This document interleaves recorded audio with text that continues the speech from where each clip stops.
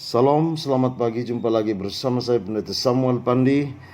Firman Tuhan saya bagikan dalam perenungan pagi ini 1 Petrus pasal 4 ayat 7 dan 8. Kesudahan segala sesuatu sudah dekat, karena itu kuasailah dirimu dan jadilah tenang supaya kamu dapat berdoa. Tetapi yang terutama, kasihilah sungguh-sungguh seorang akan yang lain, sebab kasih menutupi banyak sekali dosa. Saudara-saudara, komitmen tentang kehadiran dan kedatangan Kristus menuntun kehidupan kita untuk makin serius dalam iman. Kita mulai berpikir tentang bagaimana Kristus hadir dalam kehidupan kita dan bagaimana kita menyambut kehadirannya. Kata menguasai dapat kita lihat sebagai satu panggilan agar seluruh jiwa kita terpelihara dengan kuat, seluruh jiwa kita tidak dirasuki oleh berbagai macam pikiran-pikiran jahat. Seluruh kebijaksanaan kita menunjukkan satu keberadaan yang sehat. Saudara, seringkali kita tidak kuat menguasai keberadaan diri kita. Satu persoalan yang terjadi selalu menjadi indikasi, satu persoalan yang terjadi selalu menjadi alat ukur. Padahal ada sekian banyak peristiwa dalam hidup ini yang jika kita mau banding-bandingkan, justru kita akan menemukan bahwa semua persoalan, tantangan, semua kesengsaraan, semua sakit penyakit, semua duka cita itu tidak mampu menandingi segala kebaikan Tuhan. Orang-orang yang berpikir dari kehadiran Kristus, kedatangan Kristus, orang-orang yang berpikir tentang waktu yang akhir adalah orang-orang yang selalu tenang, kuat. Dia mengandalkan pikiran-pikiran yang baik, waras, sehingga seluruh keberadaannya, ucapannya, seluruh tindakannya tidak mempermalukan keberadaan dirinya. Kita harus tenang dalam pikiran, sebab ini ada kaitan juga dengan hati saya dan saudara. Jiwa, pikiran, hati, semua itu menentukan keberadaan kita. Kegelisahan akhir-akhir ini begitu kuat, saudara. Tetapi orang-orang yang berpikir bahwa Kristus adalah pengharapan dan kepastian akan lebih tenang menguasai dirinya, menguasai keberadaan. Dia tidak boleh dikuasai oleh keadaan apapun. Kemarahan tidak boleh menjadi tuan atas kita. Kebencian tidak boleh menjadi penguasa atas kehidupan kita. Seluruh kejahatan tidak boleh menggerakkan seluruh langkah hidup kita. Sebab orang-orang yang telah dikuasai oleh kehendak Tuhan adalah orang-orang yang tenang, kuat menghadapi keadaan apa saja. Yang menarik dari teks kita adalah bahwa kita akan menjadi kuat, tenang.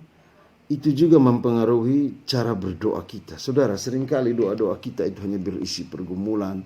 Doa-doa hanya berisi satu ungkapan kepada Allah, tetapi tidak penuh dengan ada banyak hal yang menempatkan kita menjadi orang-orang yang tidak tenang dalam berdoa.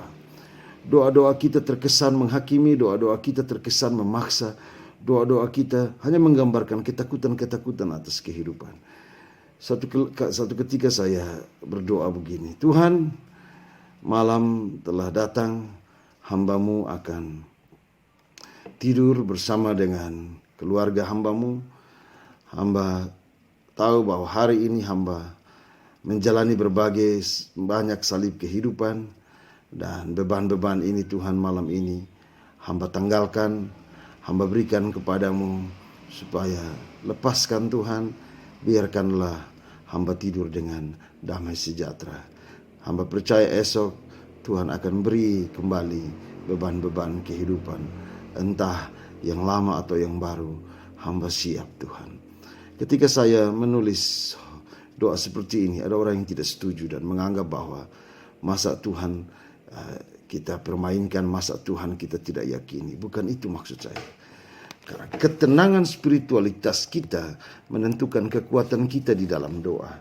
Karena kita yakin bahwa tidak mungkin kita menjadi tenang, tidak mungkin kita menjadi kuat. Persoalan datang silih berganti, satu persatu datang dengan versi persoalan kehidupan ini. Hanya dengan ketenangan maka doa-doa kita pun akan mencerminkan kedewasaan dan kekuatan penyerahan hidup kita kepada Tuhan. Karena itu fokuskanlah satu hal, kata teks kita. Kasihilah seorang akan yang lain sungguh-sungguh. Saudara, saya tidak tahu apa yang kita pahami tentang teks ini. Saya percaya bahwa teks ini mengajak kita untuk tidak boleh berhenti fokus. Tidak boleh kita tergoda karena berbagai persoalan kehidupan. Orang-orang yang tenang adalah orang-orang yang mampu untuk membagi kasih dalam kehidupan ini. Orang-orang yang tidak pernah terpengaruh oleh kondisi apapun. Orang-orang yang menyerahkan hidupnya bahwa kehidupan yang paling utama itulah yang dikejar. Sebab jalan yang paling utama dalam kehidupan kita adalah soal kita mengasihi. Dengan mengasihi kita bukan saja tenang, teks mengatakan, dengan mengasihi kita mampu menutupi banyak dosa. Kasih menutupi banyak dosa. Pikiran seperti ini, saudara-saudara, bukan lahir dari satu keadaan stres atau satu cara untuk menghindari persoalan hidup. Bukan. Pikiran seperti ini lahir dari satu panggilan iman yang kuat, bahwa kasih kita tidak akan berkurang hanya karena berbagai persoalan-persoalan kehidupan ini. Mulai pagi ini dengan belajarlah menjadi tenang menghadapi keadaan apapun, supaya doa, karya, dan tindakan hidupmu, kasihmu tidak tergantung pada situasi apapun. Engkau adalah anak-anak Tuhan, lakukanlah kebaikan tanpa henti. Amin. Mari kita berdoa. Tuhan, tolong kami agar kami menjadi tenang dalam segala keadaan, sehingga kami mampu untuk mewartakan kasih-Mu dalam kata dan tindakan. Amin.